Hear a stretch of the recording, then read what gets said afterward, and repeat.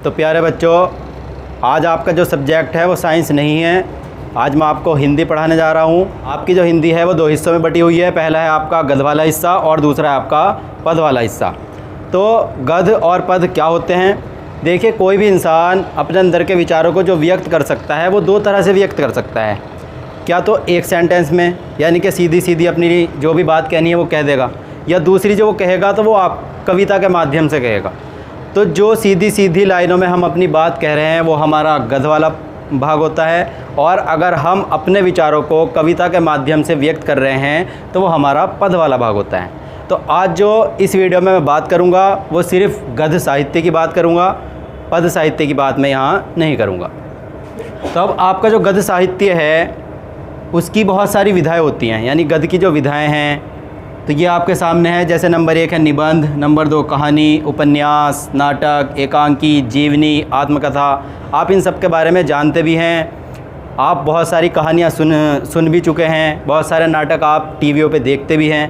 तो ये सारी की सारी चीज़ें वही होती हैं। हर किसी का एक राइटर होता है। जैसे आप कोई भी कहानी लिखने लगें तो आप उसके राइटर हुए। तो पहला जो हमारी विधा है वो हमारा निबंध है, यानी किसी भी टॉपिक पे अपने विचारों को व्यक्त करना। कोई भी एक टॉपिक, मान लीजिए आप 8th क्लास या बहुत सारी क्लास आप निबंध लिखते आ रहे हैं, तो आपको क्या दिया जाता है? आपको कोई एक टॉपिक दिया जाता है और आप उस पर अपने विचार रखते हैं, तो वो कहलाता है निबंध। यानी किसी भी एक टॉपिक पर अपने विचारों को व्यक्त करना निबंध कहलाता है। उसके बाद है नंबर 2 कहानी, यानी किसी जगह का या किसी घटना का को व्यक्त करना अपनी लैंग्वेज में, वो कहानी कहलाता है। और तीसरा है हमारा उपन्यास। तो उपन्यास क्या होता है हमारा? देखिए, उपन्यास होता तो कहानी टाइप का ही है, पर कहानी थोड़ी छोटी होती है, पर उपन्यास जो है वो थोड़ा बड़े लेवल का होता है। किसी घटना, जो ऐसी घटना हो जो बहुत ज़्यादा बड़े लेवल पे हो, बहुत ज़्यादा उसमें कैरेक्टर दिखाए गए हों, तो वो हमारा उपन्यास होता है। उसके बाद जो है चौथा नाटक। नाटक वो होता है जिसे हम पर्दे पर, यानी कि एक्टिंग वगैरह करके, शो करके दिखा सके, वो हमारा नाटक होता है। उसके बाद है आपका एकांकी। देखिए, एकांकी जो है वो नाटक का ही एक छोटा सा पार्ट होता है, या आप इसे ऐसे भी कह सकते हैं, जो छोटा नाटक होता है जिसे हम एक ही बार में पूरा दिखा सके, वो आपका एकांकी होता है। छठा है जीवनी। किसी महापुरुष या कोई एक ऐसा महान इंसान जिसके बारे में कोई दूसरा लिखता हो, तो वो कहलाती है जीवनी। जैसे गांधी जी के बारे में मैं लिख दूँ या कोई और लिख दे, तो वो हुई गांधी जी की जीवनी। उसके बाद आत्मकथा। आत्मकथा वो होती है जो लेखक खुद लिखता है अपने बारे में, वो आत्मकथा कहलाती है। जैसे आप या मैं या कोई और अपने बारे में कुछ लिखे तो वो कहलाएगी आत्मकथा। तो ये हिंदी गद्य की कुछ विधाएं हैं। यहाँ पे मैंने आपको 7 विधाएं दी हैं, इसके अलावा और भी बहुत सारी विधाएं हैं। अब हर विधाओं के इनमें से कैसे क्वेश्चन बनते हैं आपके? जैसे यहाँ पे है निबंध, तो क्वेश्चन बन गया किसी एक निबंधकार का नाम लिखिए और उनके किसी एक निबंध का नाम लिखिए। किसी एक कहानीकार का नाम और उनकी एक कहानी का नाम लिखिए, या किसी एक उपन्यास का नाम और उसके लेखक कौन है उसका नाम लिखिए। इस तरीके का बहुत सारे क्वेश्चन इन पे बनते हैं। तो वो क्वेश्चन कैसे बनते हैं देखिए आगे।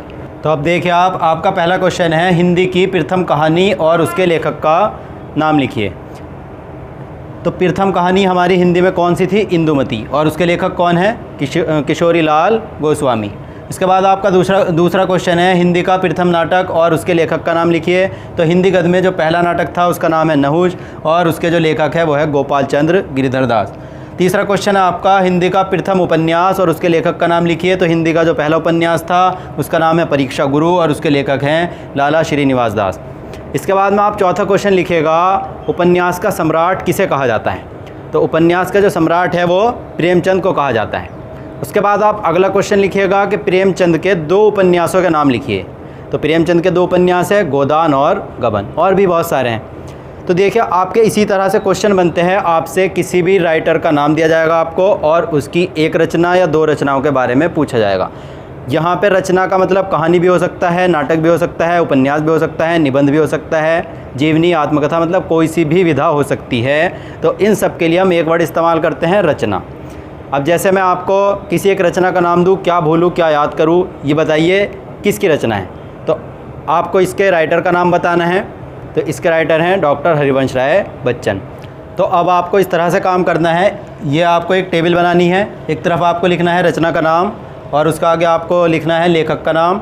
जैसे मैंने यहाँ पे पहली रचना ली है रानी केतकी की कहानी, तो इसके लेखक कौन है? इंशाअल्लाह खां। ये क्वेश्चन आपका इस तरह से बनेगा कि रानी केतकी की कहानी के लेखक कौन है, या ऐसे बनेगा कि इंशाअल्लाह खां की किसी एक रचना का नाम लिखिए। कैसे भी आपसे क्वेश्चन पूछ लिया जा सकता है। दूसरी मैंने रचना ली है गेहूँ बनाम गुलाब, तो इसके लेखक कौन है? राम विरक्ष बेनीपुरी। तो इस तरह की और भी बहुत सारी रचनाएं मैं आपके पास भेज रहा हूँ, उनके राइटर के नाम आपको बताने हैं। जिस राइटर का नाम आपको नहीं मिलता किसी रचना के, तो वो आप मुझसे पूछ लीजिएगा। आप अपनी बुक में ढूंढिए, सबका आपको मिल जाएंगे।